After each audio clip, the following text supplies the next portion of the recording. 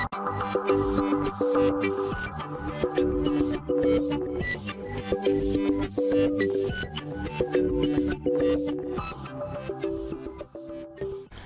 nomor 1.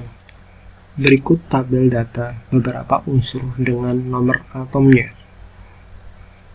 Di sini ada unsur W, X, Y, dan juga Z dengan nomor atom W11, nomor atom X12, nomor atom Y13, dan nomor atom Z14. Grafik yang menunjukkan kecenderungan energi ionisasi dari unsur-unsur tersebut adalah titik-titik. Di sini ada berbagai macam grafik. Hal yang harus perlu kita lakukan pertama yaitu menuliskan konfigurasi ataupun menuliskan setiap unsur-unsurnya ini menjadi konfigurasi atom gitu. Kita lihat itu. Kalau kita lihat W dengan nomor atomnya itu 11, itu sama saja dengan Ne dengan di sini kan 3s1 yang dikatakan sebagai golongan 1A periode 3. Selanjutnya ada X di sini 12, itu sama saja dengan Ne 3s 2, di mana di sini dikatakan sebagai golongan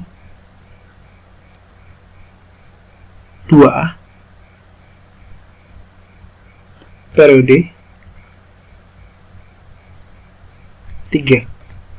Selanjutnya, ketika kita melihat Y13 di sini itu sama saja dengan Ne.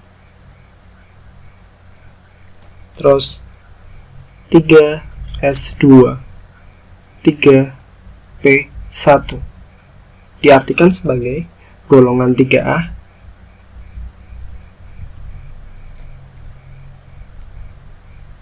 periode 3.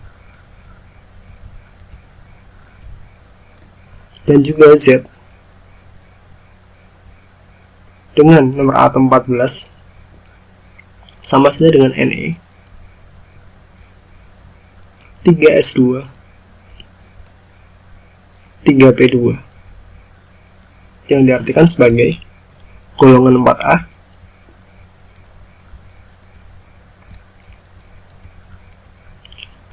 periode 3. Nah, berdasarkan konfigurasi elektron tersebut, maka dapat disimpulkan bahwa 4 atom tersebut berada pada periode 3 ataupun periode yang sama. Energi ionisasi dalam periode maka semakin ke kanan, maka energi ionisasinya itu akan semakin besar. Nah, hal tersebut dapat dilihat pada grafik pilihan A.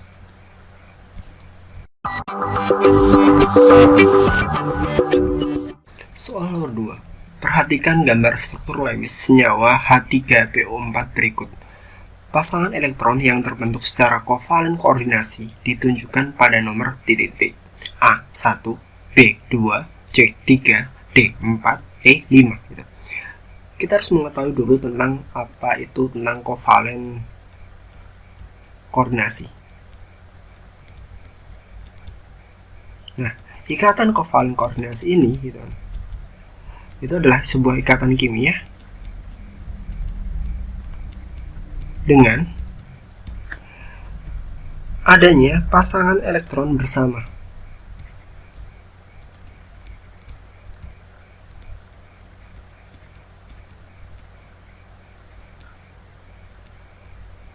Coba kita lihat pada gambar ini. Ini masing-masing menyumbangkan satu elektronnya. Akan tetapi, ketika kita melihat yang pada nomor 1, di sini atom P itu menggunakan atau meminjamkan, sehingga di sini kan terjadi pasangan elektron bersama. Oleh karena itu, jawaban yang tepat adalah pilihan A.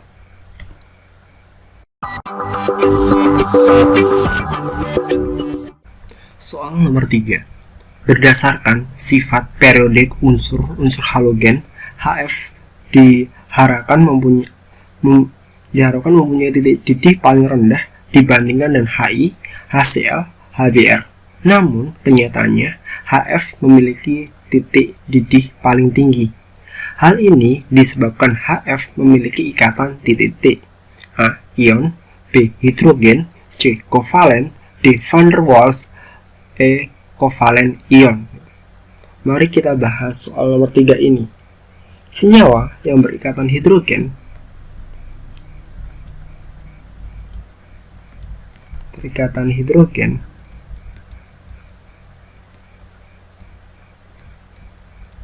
nah, seperti H2O, terus ada HF, ada NH3, mempunyai titik didih lebih besar.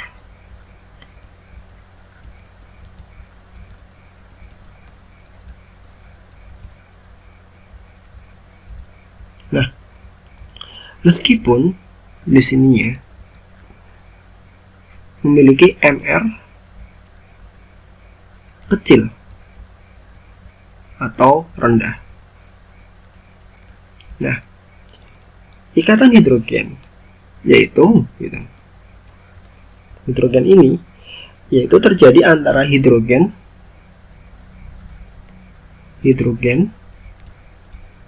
terus dengan unsur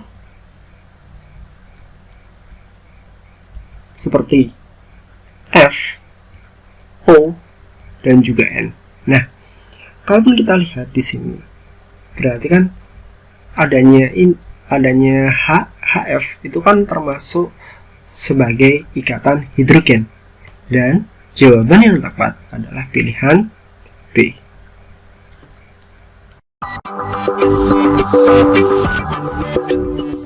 Soal nomor 4. Batu kapur sebanyak 30 gram dicampur dengan asam klorida 6,72 L STP sesuai persamaan reaksi berikut. CaCO3 2HCl menjadi CaCl2 ditambahkan dengan H2O ditambahkan dengan CO2.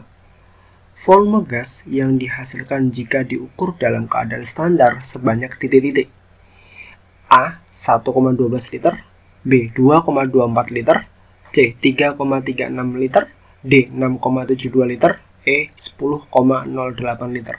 Mari kita selesaikan soal nomor 8 ini. Kita harus mengetahui dulu berapa sih mol dari CaCO3.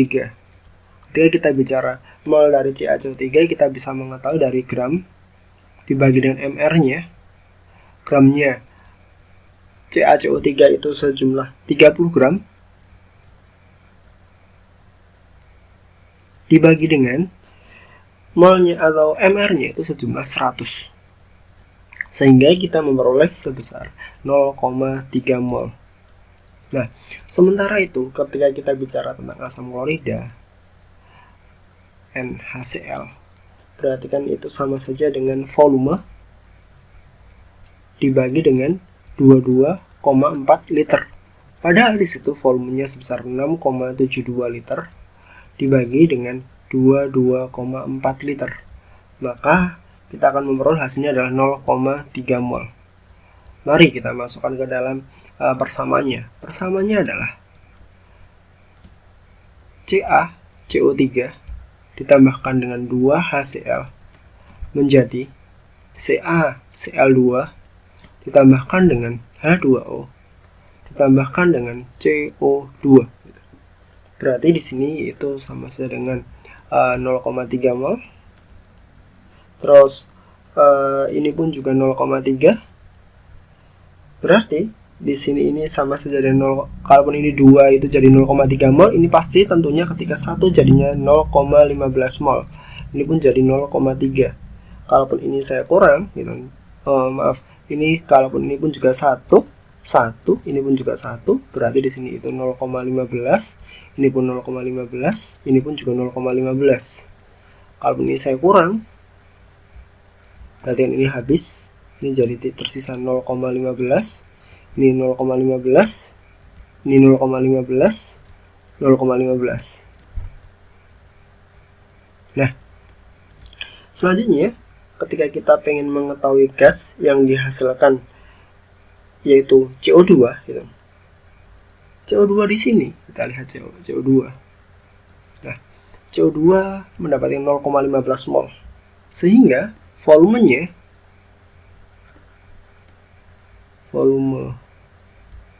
CO2 berarti di sini 0,15 mol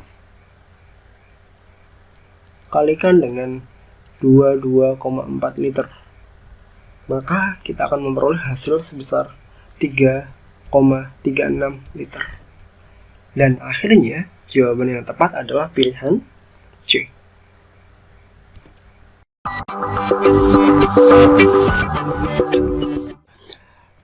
Soal nomor 5. Dalam kehidupan sehari-hari, karbid sering digunakan untuk pengelasan logam karena gas yang dihasilkan dari reaksi karbid dengan air mempunyai sifat mudah terbakar. Nyala terang dan berkalor tinggi. Reaksi selengkapnya sebagai berikut. CaC2 plus 2H2O menjadi CaOH ini dikurung 2 plus C2H2. Nama Yupak senyawa karbid pada reaksi tersebut adalah titik-titik. A. Kalsium hidroksida, B. Kalsium dikarbida, C. Kalsium dikarbonat, D. Kalsium karbida, E. Kalsium oksida. Kita harus mengetahui dulu mana senyawa karbid. Senyawa karbid itu ditunjukkan pada senyawa CaC2. Ini senyawa karbid.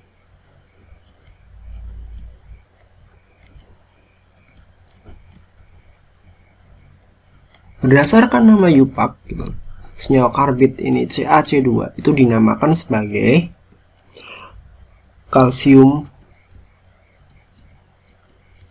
karbida.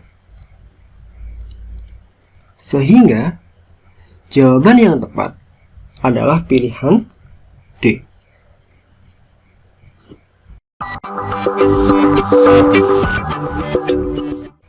Soal nomor 6.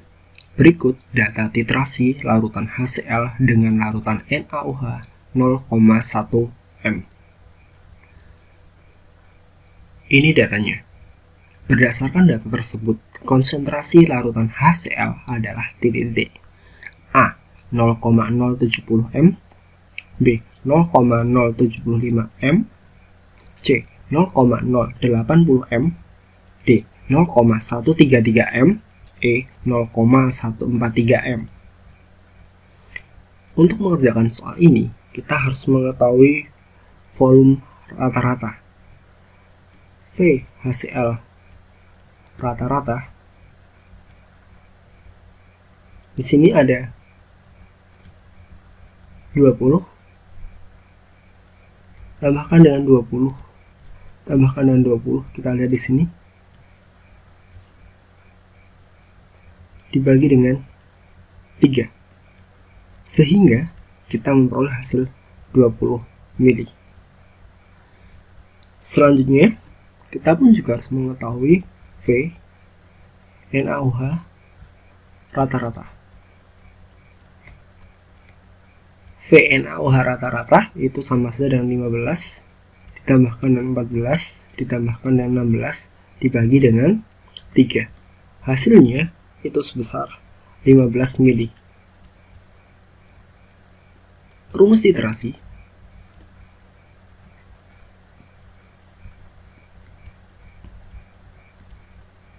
yaitu sini A M1 V1 sama dengan B M2 V2. Nah, mari kita hitung.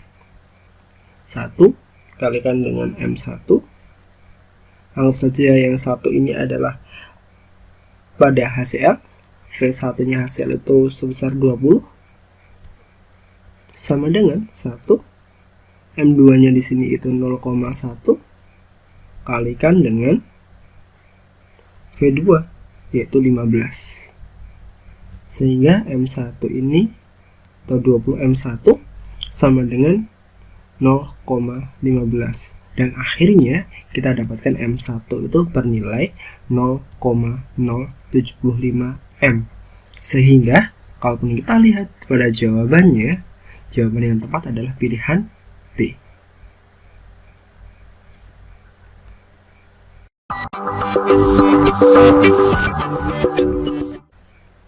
Soal nomor 7. Perhatikan persamaan reaksi berikut. 1. CH3COO plus H2O menghasilkan CH3COOH plus OH-. 2. CN3 plus H2O menghasilkan HCN plus OH-. 3. Al3 plus 3H2O menghasilkan AlOH3 plus 3H+. 4. NH4 plus H2O menjadi NH4OH plus H+. 5. S2- plus 2H2O menghasilkan H2S plus 2OH-. Pasangan-pasangan reaksi hidrolisis untuk garam yang bersifat asam adalah titik-titik. Mari kita bahas soal nomor 7. Hidrolisis garam yang bersifat asam ini akan ditandai dengan adanya H+ plus saat terhidrolisis. Nah, dari kelima persamaan reaksi tersebut, kita bisa melihat yang menghasilkan adanya H+ itu yang ini dan juga ini, nomor 3 dan 4. Sehingga jawaban yang tepat adalah pilihan D, 3 dan 4.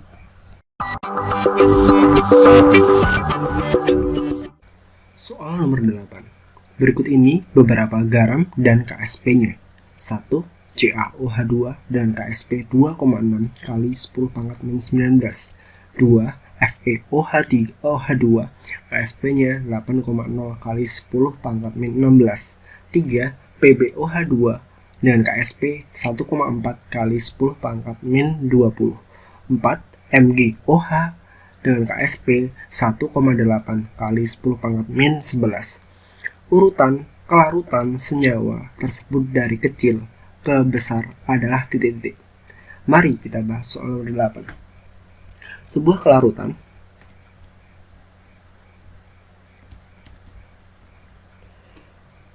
dapat dilihat dari harga KSP-nya. Nah, jika KSP besar,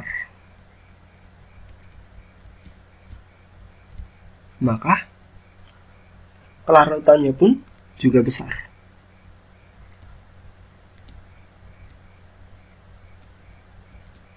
Nah, sebaliknya, jika KSP kecil, maka kelarutannya pun juga kecil.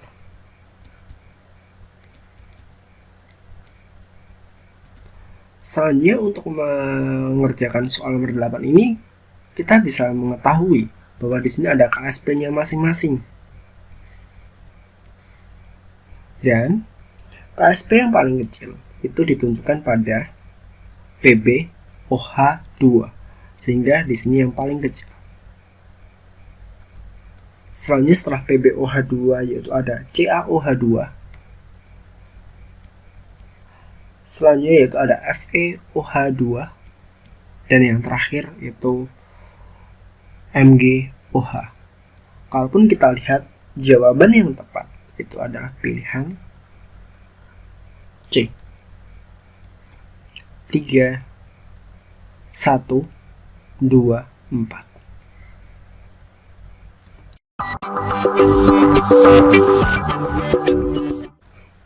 Soal nomor 9. Sebanyak X gram CONH2-2 dengan MR 60 dilarutkan ke dalam 468 gram air dengan MR 18, sehingga tekanan uap jenuh larutan pada temperatur 30 derajat Celcius adalah 28,62 mm Hg. Jika pada temperatur ini tekanan uap jenuh air murni sama dengan 31,8 mm Hg, harga X adalah titik-titik. A. 270 gram, B. 173 gram, C. 90 gram, D. 27 gram, E. 18 gram. Mari kita selesaikan soal nomor 9 ini. Kita bisa menyelesaikannya dengan delta P sama dengan P0 kalikan dengan XT. Nah, selanjutnya delta P-nya di sini bisa kita ketahui dengan mengurangkan nilai 31,8 dan juga 28,62. 31,8 kurangi dengan 28,62 sama dengan P0-nya di sini itu adalah 31,8 kalikan XT, dan kita diperoleh di sini ada 3,18 sama dengan 31,8 XT, dan akhirnya kita peroleh XT-nya bernilai 0,1. Nah, selanjutnya ketika kita membicarakan XT, ini sama saja dengan LT per NT per NP, dan kita bisa masukkan XT nya tadi kan 0,1 sama dengan NT per NT juga ditambahkan dengan 468 dibagi dengan 18. Nah, N-nya di sini kita lihat bahwa di sini adalah molnya gitu. Nah, terus gini, kita coba hitung ke sebelah sini. Nah, berarti ini itu 0,1 kalikan dengan NT plus 468 per 18 sama dengan NT-nya. Berarti di sini 0,1 NT plus 2,6 sama dengan NT. Berarti di sini 2,6 sama dengan 0,9 NT. Nah, dan NT-nya kita peroleh 2,8889. Untuk menentukan nilai X itu kita bisa menentukan dengan ini, X per 60 sama dengan nilai NT itu, maka kita masukkan X per 60 sama dengan 2,889. Maaf, 8-nya 3 kali. Nah, dan kita peroleh nilai X sebesar 173 gram. Dan kalaupun kita lihat, pilihan jawaban yang tepat adalah pilihan B.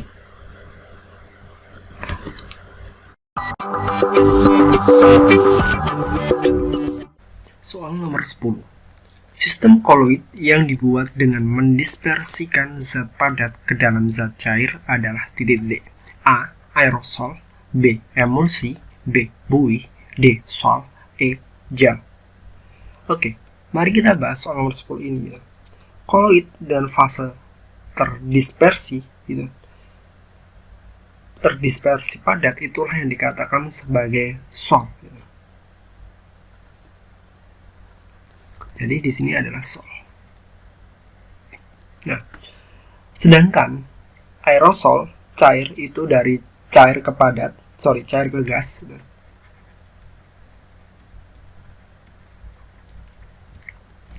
Dari cair ke gas. Sedangkan ketika kita bicara aerosol padat, itu dari padat ke gas. Dan sedangkan kalaupun emulsi, itu dari cair ke padat. Dan jawaban yang tepat adalah pilihan D.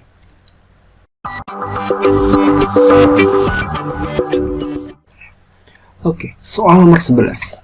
Perhatikan rumus struktur senyawa benzena dan kegunaannya berikut. Ada nomor senyawa 1, 2, 3, 4, 5 dengan kegunaannya. Satunya adalah sebagai pengawet makanan, 2 sebagai zat warna, 3 sebagai desinfektan, 4 sebagai obat, 5 itu bahan baku plastik. Pasangan data yang tepat antara keduanya adalah titik-titik. A 1, B 2, C 3, D 4, E 5. Mari kita lihat kembali bentuk senyawanya. Nah, senyawa yang tepat pada gambar ada nomor 1, 2, 3, 4, dan juga 5. Maka senyawa yang tepat adalah yang nomor 1 yang dikatakan sebagai asam benzoat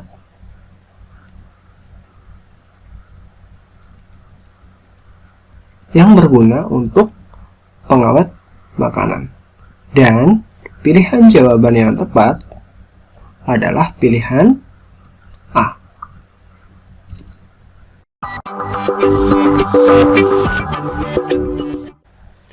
Soal nomor 12. Hasil identifikasi senyawa karbon C3H6O.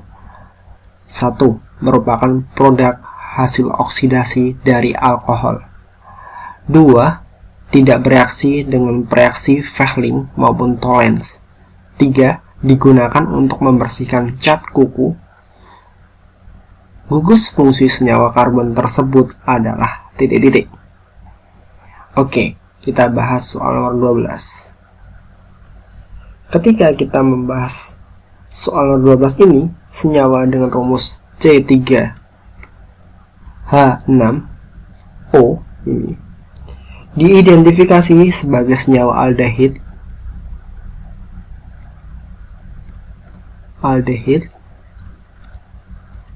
dan keton. Nah, senyawa ini memiliki ciri-ciri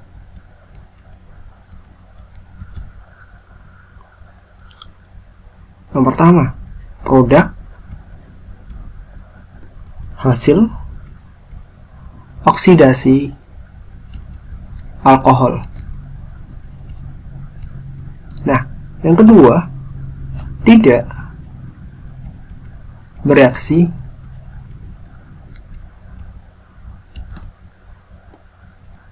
dengan reaksi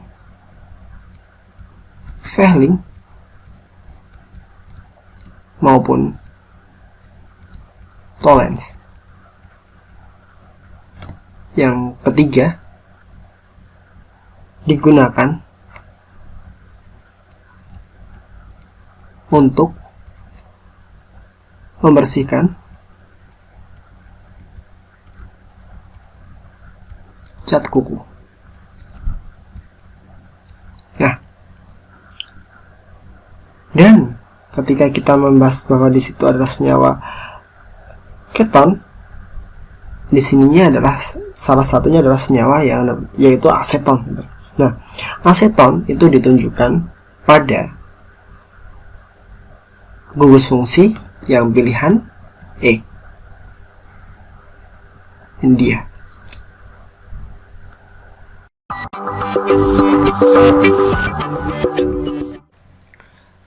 Soal nomor 13. Berikut tabel yang berisi data polimer, monomer, dan proses pembentukan dan kegunaannya.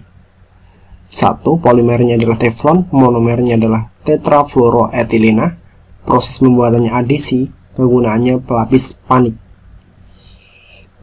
panci maksudnya. Nah, yang kedua itu amilum, monomernya adalah propena.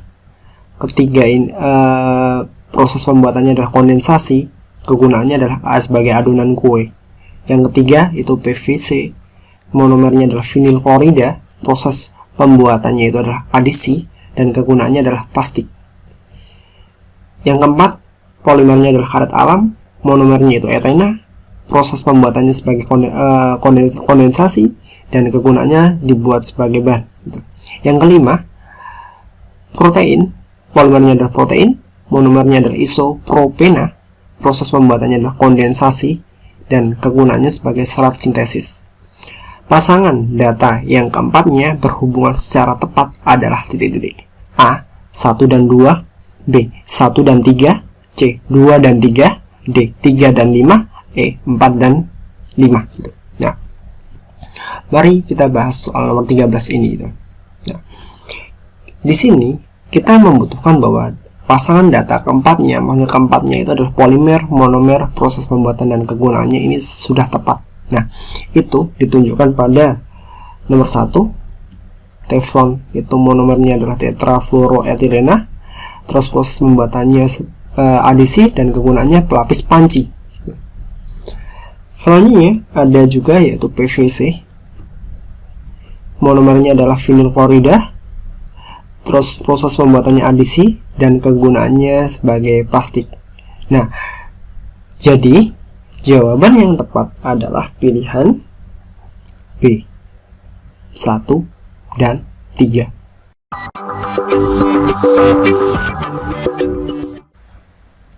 Oke, soal nomor 14. Perhatikan persamaan termokimia berikut. K tambah setengah N2 tambah 3/2O2 menghasilkan KNO3 dengan delta HF sama dengan min 495 kJ per mol. Grafik yang menunjukkan proses reaksi tersebut adalah titik. Nah, kita lihat grafiknya sebentar.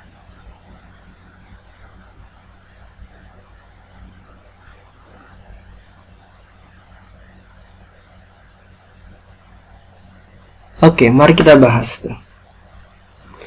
Untuk membahas soal nomor 14 ini, kita bisa melihat bahwa di sini ada tanda negatif. Pada entalpinya menunjukkan bahwa reaksi terjadi secara eksotermik.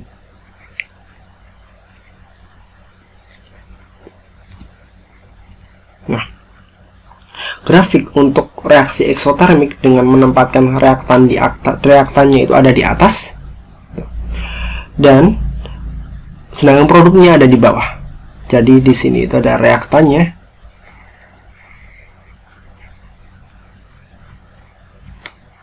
dan ini sebagai produknya. Nah, oke. Untuk arah panahnya itu ke bawah karena produk berada di bawah. Dan jawaban yang tepat adalah pilihan A.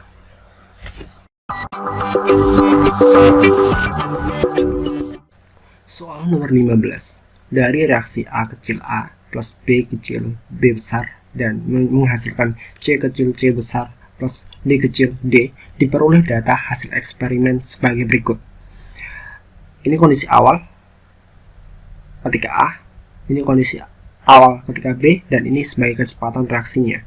Anggap ini kalaupun kita namai ini 1, ini 2, 3, dan 4. Nah, dari data ini dapat disimpulkan titik-titik. A, V itu sama saja dengan K kalikan K dan juga A. B, V sama dengan K, B. C itu V sama dengan K, B pangkat 2. D itu V sama dengan K, A pangkat 2. E itu V sama dengan K, A, B. Nah, mari kita selesaikan soal nomor 15. Nah, kita pengen mengetahui bahwa di sini ada sebuah persamaan bahwa ada V itu sebenarnya adalah K, terus ini ada A pangkatkan dengan X dan juga B dipangkatkan Y. Nah, kita pengen mencari dulu nilai dari X-nya. Nilai X-nya kita bisa menentukan dengan melihat persamaan yang sama dari nilai B-nya.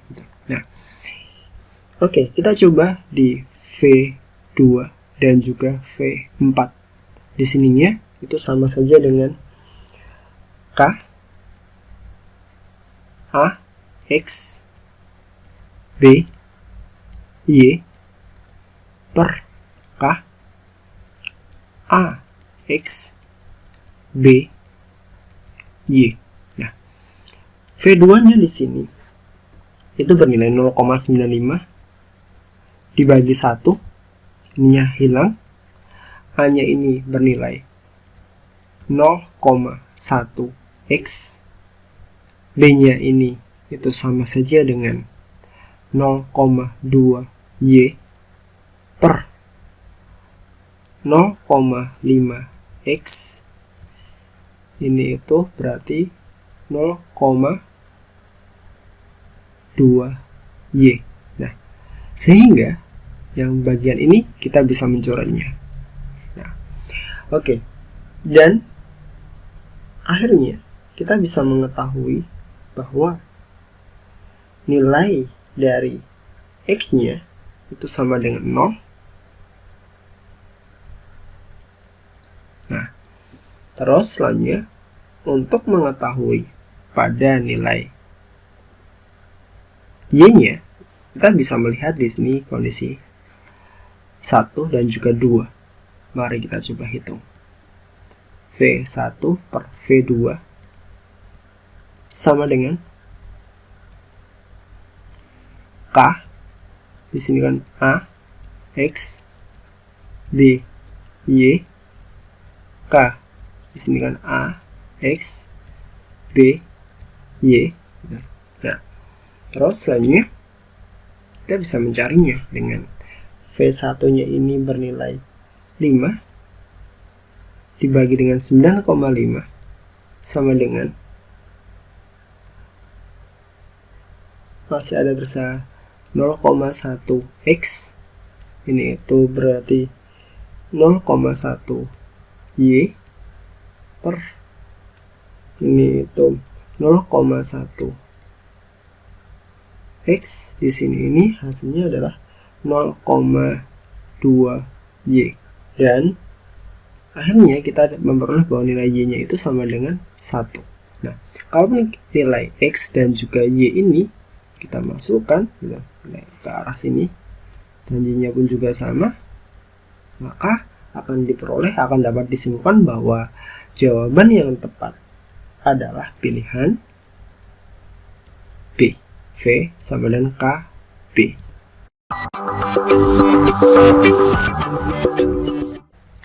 Oke, soal nomor 16. Di bawah ini adalah reaksi-reaksi kesetimbangan homogeni kecuali titik-titik. A, N2 plus 3H2 menjadi 2NH3. B, CaCO3 menjadi CaCO ditambahkan dengan CO2. C, 2SO2 plus O2 menghasilkan 2SO3. D, 2SO2 plus O2 menghasilkan 2SO3.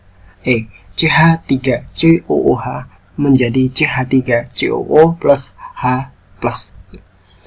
Mari kita bahas soal ini. Nah, ketika kita bicara tentang reaksi kesetimbangan homogeni, maknanya adalah reaksi dengan fase reaktan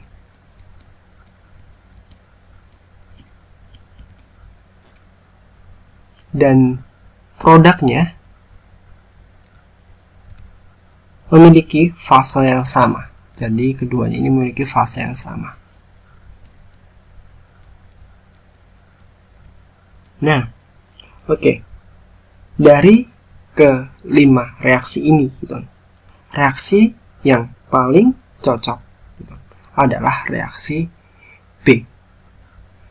CaCO3 menjadi CaCO plus CO2. Nah, persamaan reaksi ini merupakan reaksi kesetimbangan heterogen karena fase antara reaktan dan produknya memiliki fase yang berbeda. Untuk reaksi fase solid, sedangkan fase di produknya solid dan juga gas. Kita lihat di sini ada solid dan juga gas. Nah, oke, itulah jawaban nomor 16 dan jawabannya yang tepat adalah pilihan B.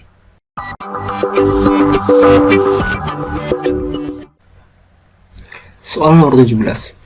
Gas nitrogen monoksida merupakan gas yang tidak berwarna dan beracun. Gas tersebut dapat dihasilkan dari reaksi asam sulfida dengan asam nitrat dengan persamaan reaksi 3H2S plus 2HNO3 plus 6H plus menjadi 2NO plus 2S plus 4H2O. Spesi yang merupakan oksidator adalah titik-titik. A. H2S, B. HNO3, C, NO, D, S, E, H2O. Mari kita bahas soal ini. Sebelumnya kita teruskan dulu persamaannya. 3H2S plus 2HNO3 plus 6H plus menghasilkan 2NO plus 2S plus 4H2O. Kita bisa mencari bilangan oksidasi dari unsur S dan juga N. Ketika kita bicara unsur S, ini akan menghasilkan nilai sebesar min 2. Sedangkan S yang di sebelah sini, gitu, maka akan diperoleh nilai 0. Nah, N yang ada di sini, dia akan memperoleh nilai karena di sini ada H itu plus 1, jadi di sini plus 2, di sini min 6.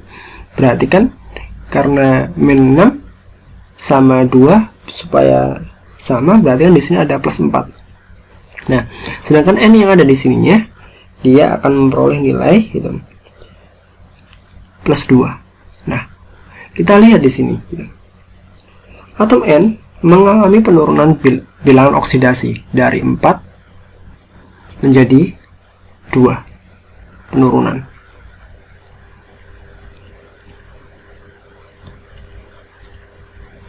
Nah, sedangkan S gitu, sininya dari min 2 menjadi 0 gitu. Jadi sehingga di sini kenaikan Bilog.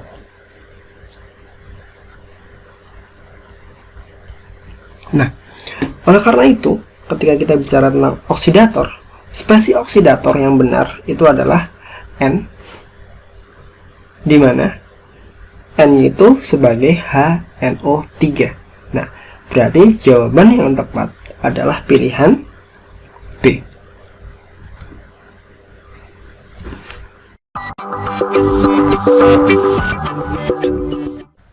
Soal nomor 18. Diketahui harga potensial sel dari Fe2 plus 2E menjadi Fe itu sebesar min 0,4 V. Terus Al3 plus 3E menjadi Al dengan E min 1,66 V. Zn2 plus 2E menjadi Zn itu E nya itu bernilai min 0,76 V, dan Mg plus 2 plus ditambahkan dengan 2E menghasilkan Mg dengan E nya min 2,37 V. Cu2 plus 2E menghasilkan Cu dengan E nya plus 0,34 V. Notasi sel yang tidak berlangsung spontan adalah titik-titik. Mari kita kerjakan soal nomor 18 ini. Untuk mengerjakan soal ini, kita harus mengurutkan harga E dari nilai terendah ke nilai E tertinggi. Nah, kalaupun kita urutkan, berarti di sini ada Mg, selanjutnya ada Al, ada Zn, ada Fe, dan ada Cu. Nah, oke.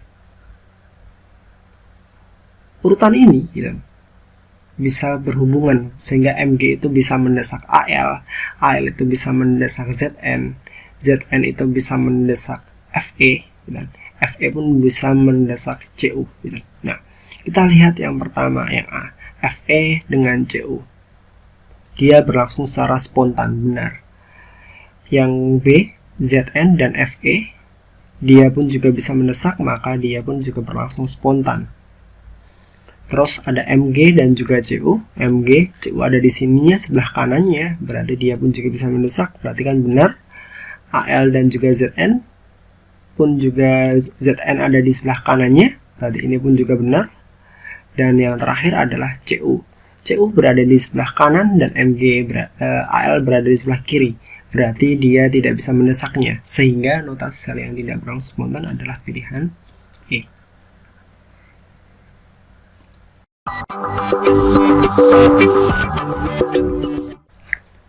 Soal nomor 19.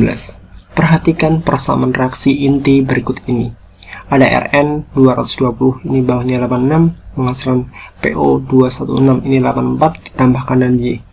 Partikel Y yang tepat adalah titik-titik. A di sini elektron, B ini proton, C itu helium, D ini adalah E01, E neutron 10. Nah, oke, mari kita bahas.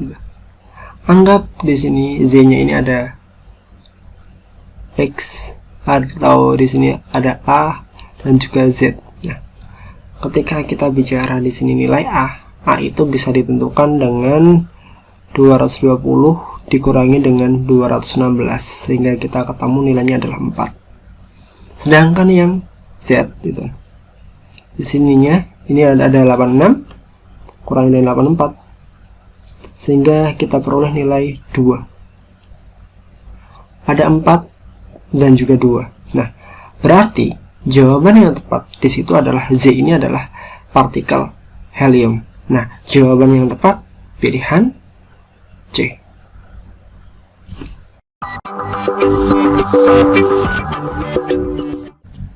Soal nomor 20. Berikut ini beberapa proses pengolahan logam. 1. Proses daun. 2. Tanur tiup. 3. Ekstraksi.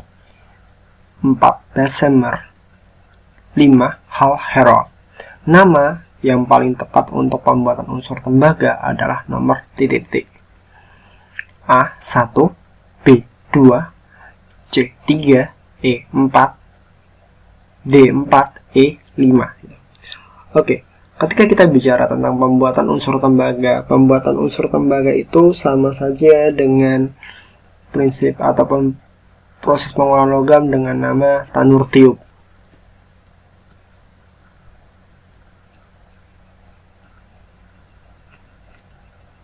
Nah, sedangkan kalaupun kita bicara proses down ini adalah magnesium. Sedangkan kalau ekstraksi ini adalah bromin. Bessemer ini itu adalah besi. Dan Hall Herold itu adalah aluminium. Nah, jadi jawaban yang tepat adalah pada nomor 2, yaitu pilihan